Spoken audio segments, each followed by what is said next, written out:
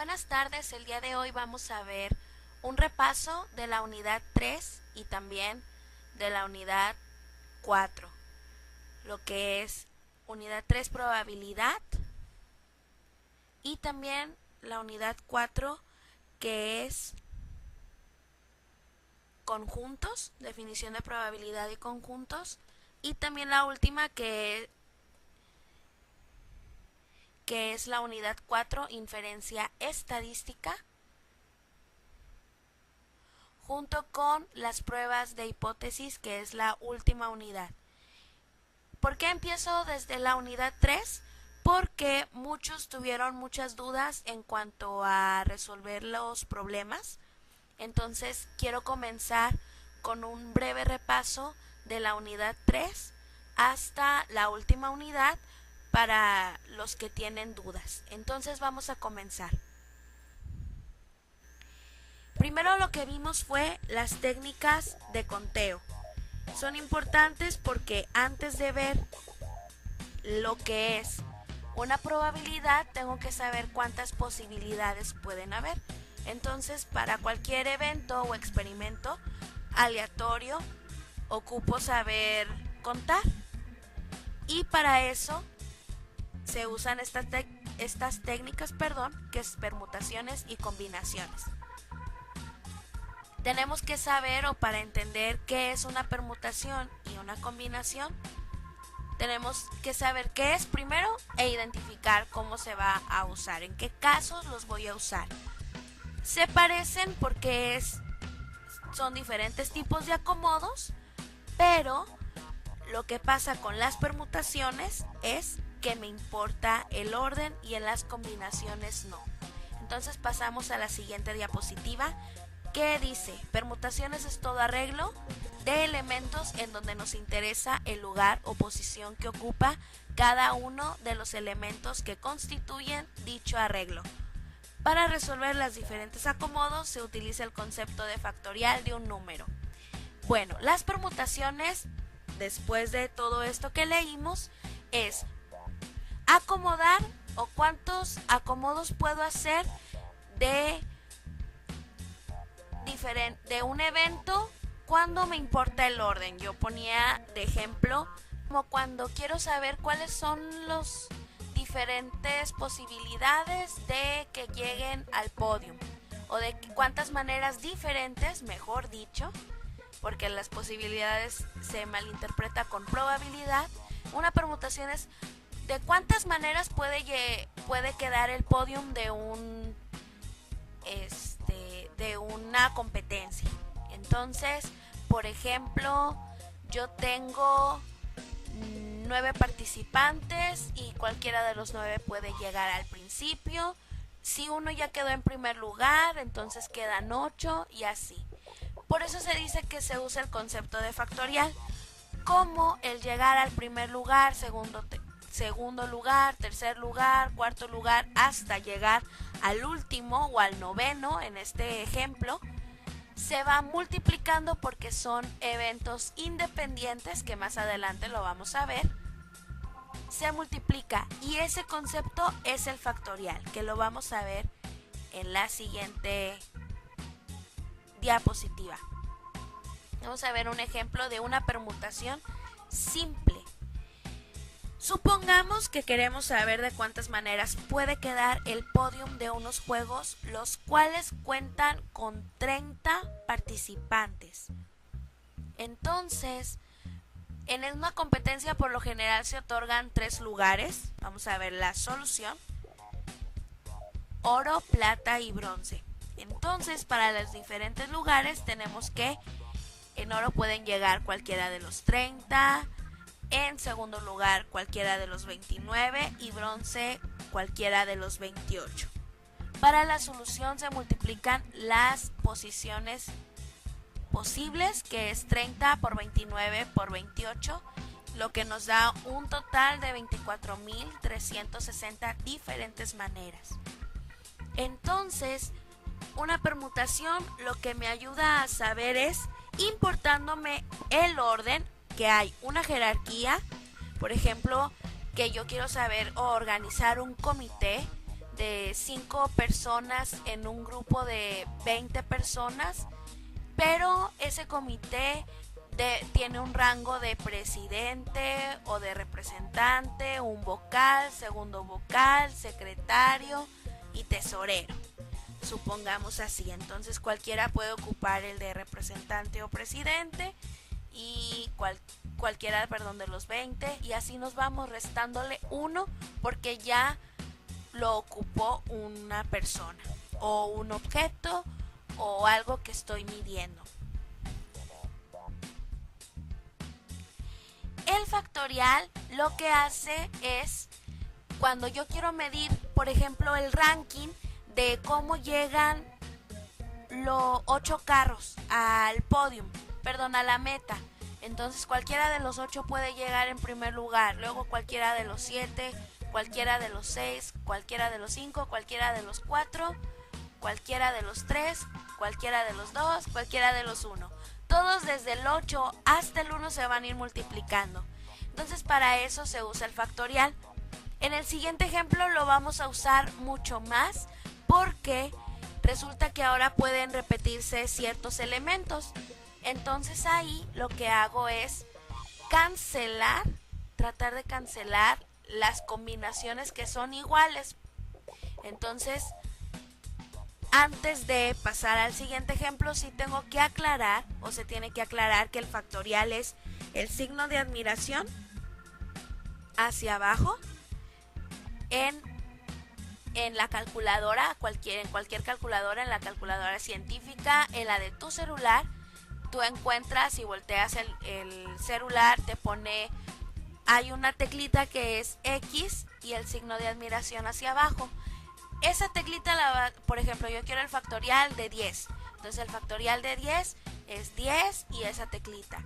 Entonces, antes de pasar al siguiente ejemplo, sí tengo que aclarar esto. Y también, si lo estás haciendo en la computadora, bueno, pues sería fact, ¿verdad? Y ya dices y ya entre los paréntesis pones el número que quieres sacar el factorial. Esa es la función en Excel. Entonces vamos a ver el ejemplo 2. Dice permutación con repetición. El número de permutaciones diferentes de las 11 letras de la palabra Mississippi, la cual consiste en una M, 4 Is, 4 S y 2 P. O sea, lo que quiero es el número de permutaciones diferentes de la palabra Mississippi. Yo ahí ya les puse en la diapositiva cuántas clasificaciones hay. Pues hay una M, hay una I, 4 S, 2 P. Lo que voy a hacer es, voy a usar la formulita n factorial sobre n1 factorial, n2 factorial hasta nk. En este caso son las clasificaciones que haya. Y lo que voy a hacer, el total de las letras son 11.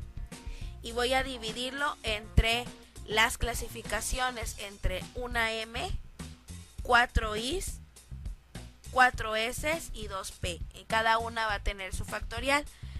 Esto lo que hace es, pues cualquiera de las M, si la llego a poner, de las S, que son las más, entonces cualquiera de las S me da igual, es la misma letra.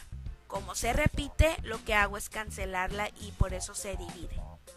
En este ejemplo, sustituyendo esa fórmula, queda 34.650. Espero haya quedado un poquito claro lo que es una permutación para poder pasar a lo que es una combinación. Una combinación, su nombre lo dice, son combinaciones de los diferentes eventos. Yo quiero saber cuántos subgrupos, cuántos grupos puedo formar en un grupo de 30. ¿Sí? Yo cuando los quiero dividir entre tantos, cuántas combinaciones puedo tener. Entonces, leyendo lo de la diapositiva quedaría, es todo arreglo de elementos en donde no nos interesa el lugar o posición que ocupa cada uno de los elementos que constituyen dicho arreglo. Entonces se define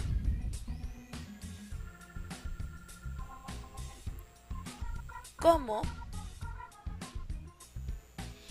si leemos lo de la diapositiva que dice de combinaciones, es todo arreglo de elementos en donde nos interesa el lugar o posición, no nos interesa el lugar o posición que ocupa cada uno de los elementos que constituyen dicho arreglo, y se define como el número total de combinaciones de R objetos seleccionados de N, también llamadas las combinaciones de N cosas tomados de R en R, y se denota por un signo, son unos paréntesis pero más alargados, y en la parte de arriba es N, que es el total de los datos, y abajo viene una R.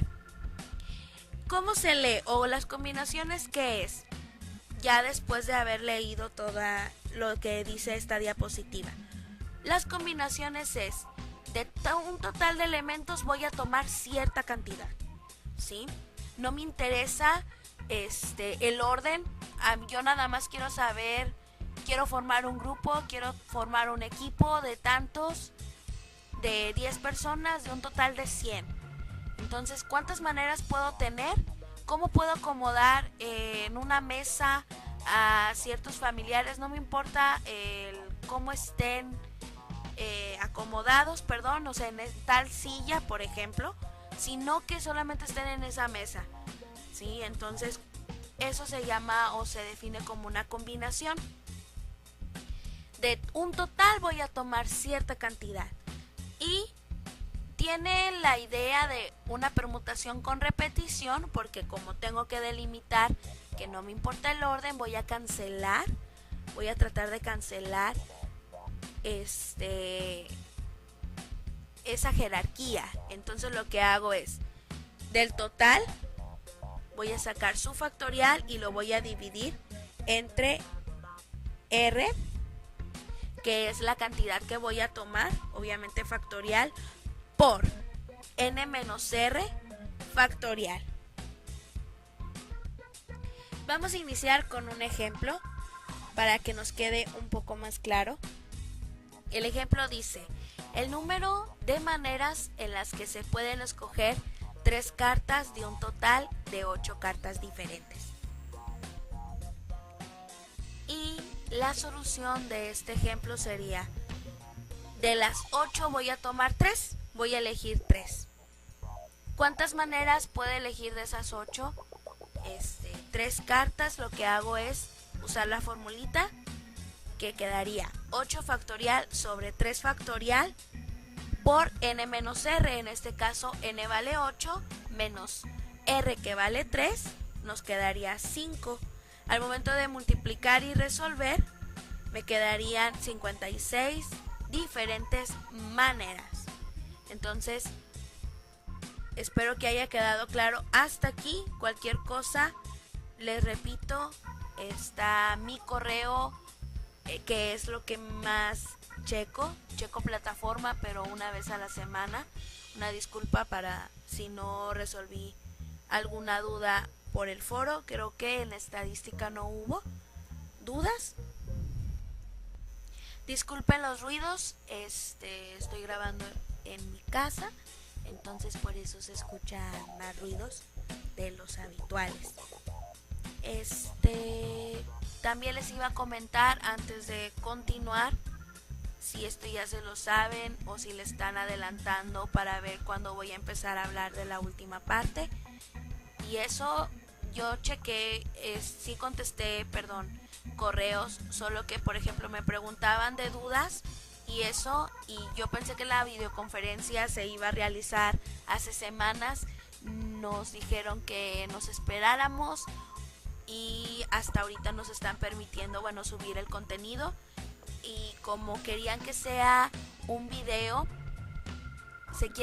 que sea ya un video, y la retroalimentación, contestarla por correo o por foro, ya ustedes esto verlo como un video tutorial, no tanto como una videoconferencia, porque no nos pudimos poner de acuerdo en cuanto a los horarios.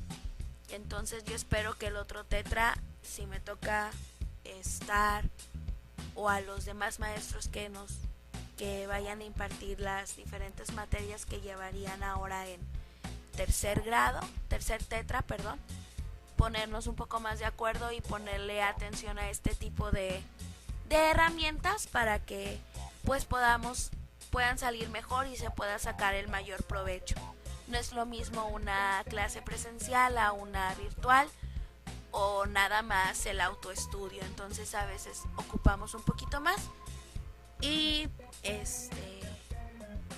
echémosle pues las ganas. Ahorita ya en la última parte y voy a pasar solamente a explicar un poquito de por qué vimos esto antes de lo que es la probabilidad en sí y por qué en la evaluación pues obviamente les pregunté más problemas de probabilidad que no venían en su plataforma. Entonces, la siguiente parte es definición de probabilidad y conjuntos. La probabilidad lo que hace es tratar de predecir, tratar de saber cuál probable es, su nombre lo dice, de que suceda dicho evento. La cantidad, obviamente siendo 1 el 100% y 0 la imposibilidad, o sea que no puede ocurrir el evento. Entonces, una de las más simples o la definición más simple es la probabilidad de cualquier evento va a ser igual a los éxitos del experimento sobre el total de casos del experimento.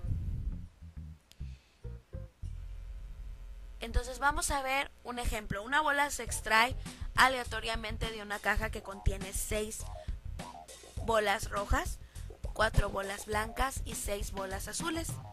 Y me pide que determine la probabilidad y me dan 3 incisos. De que sea roja, inciso A, de que sea inciso B que sea blanca e inciso C que sea azul. Entonces lo que hago es, hay 6 rojas, entonces esas son la cantidad de éxitos sobre el total. Si yo sumo 6 más 4 más 5 bolas, me da un total de 15 y la división sería 6 sobre 15. Para fines de este curso y de los que vengan, la probabilidad la probabilidad se va a manejar como una cantidad fraccionaria menor a 1. No voy a usar el porcentaje 50%, 6%, no. Se va a usar como en la diapositiva dice 2 sobre 5. Esa es la probabilidad. 2 sobre 5 de que tenga roja. La probabilidad de que sea blanca, sería 4 sobre 15. 4 bolas blancas sobre las 15 que son en total. Y la probabilidad de que sea azul sería 5 sobre 15. Si le saco quinta parte, quedaría un tercio. 1 sobre 3. Una de 3 es la probabilidad de que ocurra o de que sea azul. Esta es la definición o el concepto más simple. En la práctica en la evaluación, antes de ir a la siguiente diapositiva, vimos que dependiendo el evento yo iba a contar cuántos en total y el número de éxitos. En la siguiente diapositiva es un indicio o me define. Dicho lo anterior, vamos a ver los siguientes conceptos, que es probabilidad condicional, probabilidad total y eventos equiprobables. La probabilidad condicional de lo que trata es de que si ya ocurrió algo, ¿cuál es la probabilidad de que ocurra otra cosa? Si ya ocurrió que salió cara en un lanzamiento de moneda, ¿cuál es la probabilidad de que vuelva a salir cara? Entonces, eso es lo que es, así más o menos se define, más o menos se interpreta, La probabilidad total es obviamente la suma de todas las posibilidades que pueda haber, y esas me deben de dar 1. La probabilidad de que salga cara más la probabilidad de que salga sol en un lanzamiento de moneda, pues sería 1. Un medio más un medio, 1. Y eventos equiprobables, lo que trata de decirme es si son de que puedan ocurrir de la misma manera o de diferente. Ese es más que nada ese concepto. Aquí lo que entra también como concepto y muy importante, que más adelante también lo va a definir, y en el parcial, perdón, en la evaluación de la segunda visita venían unos problemas de los cuales lo importante también era saber que eran eventos independientes. La independencia lo que trata de decirme es: un evento puede ocurrir y es independiente de otro. Cuando son independientes, yo obtengo la probabilidad con una multiplicación y con la definición que ya vimos al principio. Por ejemplo, de que al menos obtenga cara en 2 lanzamientos. Bueno, la posibilidad es un medio en el primer evento por un medio en el segundo evento. Entonces me quedaría numerador con numerador, 1 por 1, 1, 2 por 2, 4. Entonces me quedaría un cuarto de que al menos me salga cara. Entonces, sí es importante recalcarlo, porque en esa pregunta varios titubearon. Otros no sé si fue porque le atinaron o si le entendieron, pero vamos a seguir. Dicho esto, vamos a ver un ejemplo. Un dado honesto se lanza 2 veces. Quieren que haya la probabilidad de obtener 4, 5 o 6 en el primer lanzamiento y 1, 2 o 3 o 4 en el segundo lanzamiento. Entonces la probabilidad del evento 1 es 4, 5, 6. La probabilidad de éxito es 3 sobre 6. Y del evento 2, del segundo lanzamiento, tengo 4 casos que pueden ser el éxito sobre 6, que es el total. Al multiplicar me queda 1/3. En la siguiente diapositiva fue lo de la práctica número 5, si mal no lo digo, y me dice que resuelva los siguientes problemas, que son 5. Aquí, si alguien no lo ha hecho, tome nota para que pueda resolverlo. El ejemplo 1 dice de cuántas maneras pueden sentarse 10 personas en una banca si solo hay 4 puestos disponibles. ¿Sí? Entonces, de 10 personas quieren que solo se sienten 4. Entonces, en la primer silla se pueden sentar cualquiera de los 10. Aquí sí hay un orden. ¿Sí? No nada más voy a elegir 10 en 4, no. Si uno llega primero, se sienta en la primera silla. Después, cualquiera de los 9 restantes se puede ocupar, la silla 2. Y así te vas. Esa es una permutación. El segundo ejemplo dice: ¿cuántos números de 4 cifras pueden formarse con los dígitos 0, 1, 2, 3, 4, 5, 6, 7, 8, 9 si los números no pueden repetirse? Aquí es una permutación simple. ¿Ok? Y luego el número 3 dice: determina el número de permutaciones que se pueden realizar con las siguientes letras. Aquí hay que observar cuántas letras son, ver cuáles clases hay, porque el problema 3 es una permutación, como su nombre lo dice, pero con repetición. Entonces sí hay que observar muy bien y contar cuántas A's, cuántas B, cuántas C, cuántas G, cuántas H, que solo hay una, contarlas en total y dividir. Obviamente aplicando el concepto de el factorial, como ya lo vimos en los problemas anteriores. El problema 4 dice: ¿de cuántas maneras puede armarse una comisión de 5 personas de un total de 9? Aquí me dice que voy a armar una comisión de 5 personas de 9. Voy a elegir 9 en 5. No me dice que hay un rango, no me dice que hay una jerarquía, un puesto o algo. Por lo tanto, solo voy a elegir. Y como lo vimos, eso es una combinación.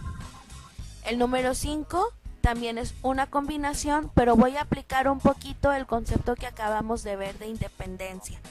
Voy a hacer la combinación de 5 en 2, porque voy a elegir de 5 matemáticos a 2 y de 7 físicos a 3.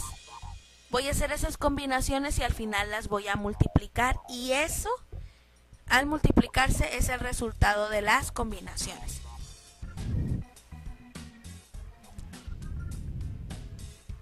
Vamos a ver la siguiente unidad, ya es la penúltima, que es inferencia estadística.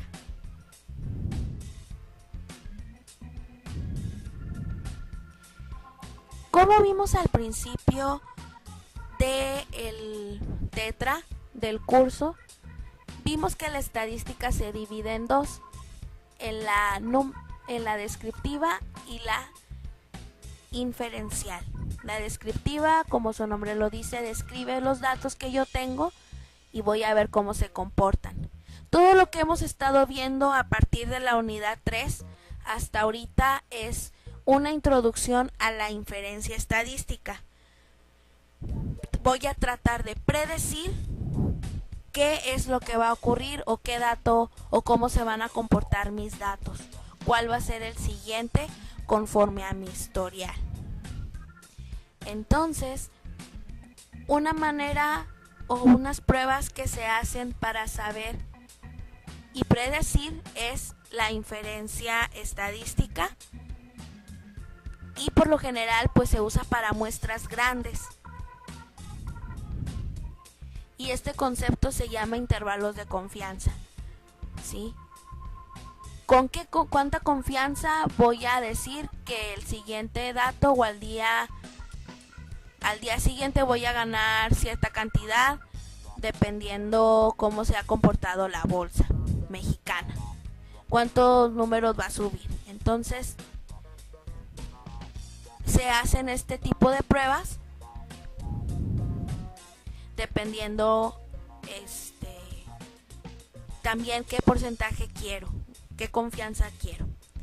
Dice, ante la gran cantidad de información debemos saber discernir entre cuál es la información que necesitamos y si el estudio tiene real validez, y saber interpretar correctamente la metodología estadística.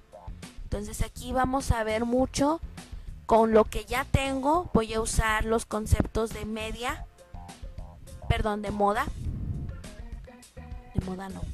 de la media y de la varianza. Generalmente estos intervalos de confianza se calculan con una seguridad del 95 o del 99%. Y para eso, para muestras grandes, yo voy a considerar que a partir de 30 datos puedo yo usar una distribución normal y usar un intervalo de confianza para la media. También existe para la varianza, pero la más común y la más efectiva es la de la media. Entonces, con esta formulita que aparece en esta diapositiva, voy a calcularla.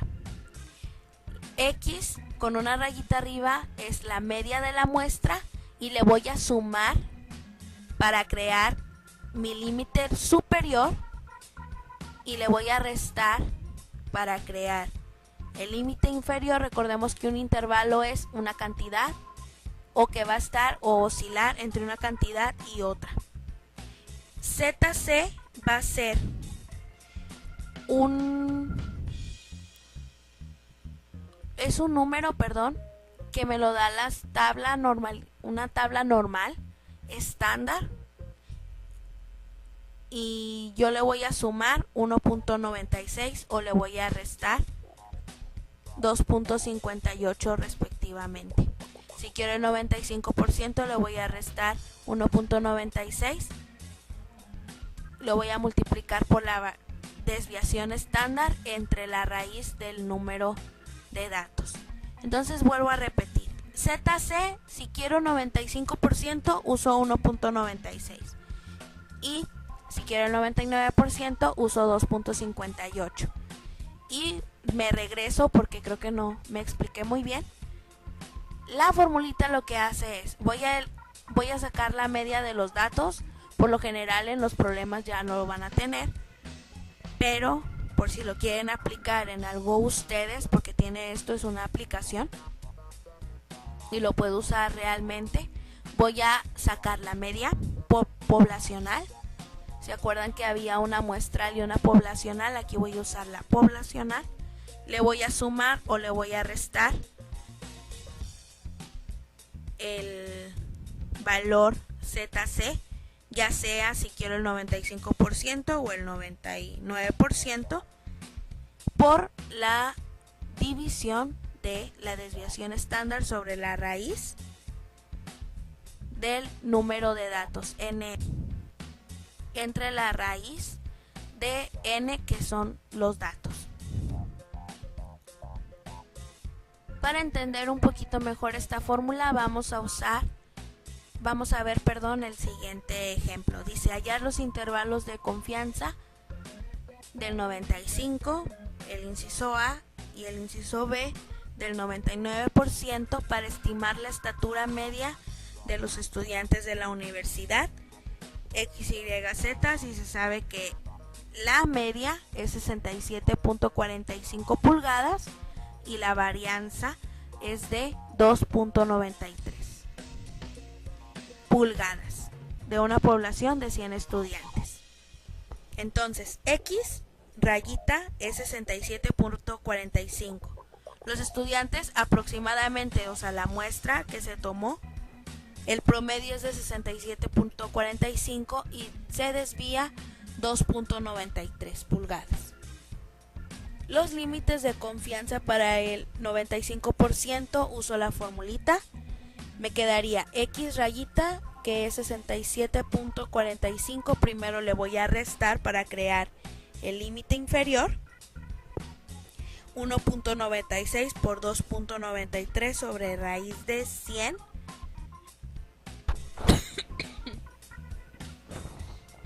Y después 67.45 más 1.96 por 2.93 sobre raíz de 100. Y me dice que pues la estatura promedio de esta universidad con un 95% de confianza va a estar entre 66.88 y 68.02. Entonces, ¿cómo interpreto este dato? Es de la universidad en general, con un 95% de confianza, los alumnos miden entre 66.88 y no más que 68.02. Eso lo digo con un 95% de confianza. Obviamente siempre hay un margen de error. Vamos a ver el del 99. Si se fijan, se hace lo mismo, solo que ahora en lugar de 1.96 es 2.93. Y si se fijan, el margen o el rango disminuyó porque ahora lo estoy diciendo con un 99% de confianza, y o sea, solo me da margen a 1% de error. Ya mero terminamos. Este tipo de intervalos lo que hace es pues estimar, y obviamente nunca voy a llegar o nunca voy a poder hacer un estudio en el que llegue al 100%. Lo más cercano va a ser un 99, y obviamente entre mejor más muestras tengas de la población, es más certero tu cálculo, tu predicción. Entonces, para ver ese margen de error, a veces en un estudio de mercado lo que pasa es que no en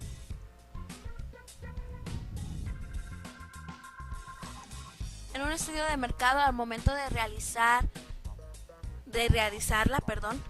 pasa que a veces yo al momento de levantar las encuestas o algo, la gente me miente o hay cierto tipo de error, la persona que la realizó no alcanzó a entrevistar a tantos y empieza a inventar datos. Entonces, para este tipo de margen, tanto de que ocurra un error, de que sea incorrecta la información y que haya errores, que caigamos al 5%, ¿verdad? Que veíamos en el intervalo. Existen las pruebas de hipótesis. Yo voy a un intervalo de confianza, vamos a dejarlo que es una hipótesis. Con un 95% va a estar entre estas estaturas, yéndonos al ejemplo anterior. Aquí lo que pasa con las pruebas de hipótesis es que me voy a pasar a la diapositiva de la normal, una desviación estándar. Yo calculé un intervalo de confianza, un límite inferior y un límite superior. Este tipo de pruebas lo que hace es checar la media, el intervalo de confianza, y lo que surgen son diferentes errores. Voy a hacer ciertos cálculos para ver gráficamente en dónde estoy, dónde están mis datos, y luego ver en qué área está de la curva. Recordemos que la normal es una gráfica como una campana. Entonces, entre más, si llega o está después de mis límites, se rechaza la hipótesis. ¿Ok? Entonces, existen diferentes errores: error del tipo 1 y error del tipo 2. El error del tipo 1 es aceptar la hipótesis siendo falsa. Yo acepto que estoy con un 95% de seguridad, que la estatura es de 65 a 68 pulgadas de estos alumnos de la universidad. Pero resulta que entró en región de rechazo. Por lo tanto, estoy cometiendo un error de tipo 1. Estoy aceptándola siendo falsa. ¿Qué pasa si está dentro de la región de aceptación, pero yo la rechacé? Eso es un error del tipo 2. Está dentro, pero la rechacé. Entonces, el error del tipo 2 es no aceptarla siendo verdadera. Entonces, aquí, con este tipo de problemas, lean muy bien las diapositivas anteriores. Ahí viene un ejemplo muy claro, cómo saber interpretarlo. A veces yo quiero saber, veíamos en los primeros diapositivas, un dado honesto, una moneda honesta. Este tipo de artículos en los casinos o eso se miden mucho para saber si son honestos o no. Entonces se realizan diferentes pruebas, se lanzan tantas cantidades y también se checa el peso o la distribución de cómo está para saber si es si está cargada o no. Entonces este tipo de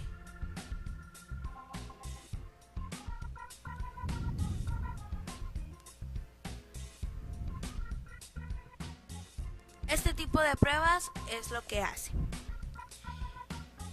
Y también, ya por último, vemos nada más para que vean cómo viene la práctica 3, que ya que vimos obviamente en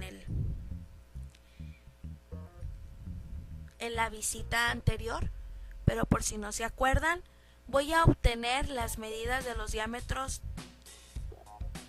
de una muestra de cojines. Quiero saber entre qué medidas van a estar. Entonces me dice las medidas de los diámetros de una muestra de 200 cojines de bolas hechos por una determinada máquina. Durante una semana dieron una media de 0.824 pulgadas y una desviación de 0.042 pulgadas. perdón, me pide allá los límites de confianza del 95% y el 99% para esos cojines. Y me dice que recuerde los límites de, pues, para el 95%, que es sumarle 1.96, y para el 99 sumarle y restarle 2.58. Ya nada más para terminar y que ustedes lo puedan realizar, váyanse a la formulita y el promedio va a ser .824 pulgadas más o menos 1.96 si es para el 95% o 2.58 si es para el 99%, y lo voy a multiplicar por la desviación típica, que es 0.42 sobre la raíz de 200. Lo que me dé, ese es el intervalo de confianza, uno sumando y otro restando. Entonces chequen muy bien, usen muy bien los paréntesis, porque si no los ponen les va a dar diferente. Y eso ya es todo en nuestro curso de de estadística para negocios. Espero le hayan comprendido un poquito. Ojalá lo apliquen. Es bueno también saber este tipo de métodos para poder realizar algún estudio o algo. A veces me ayuda, no nada más para el trabajo o algo, sino también para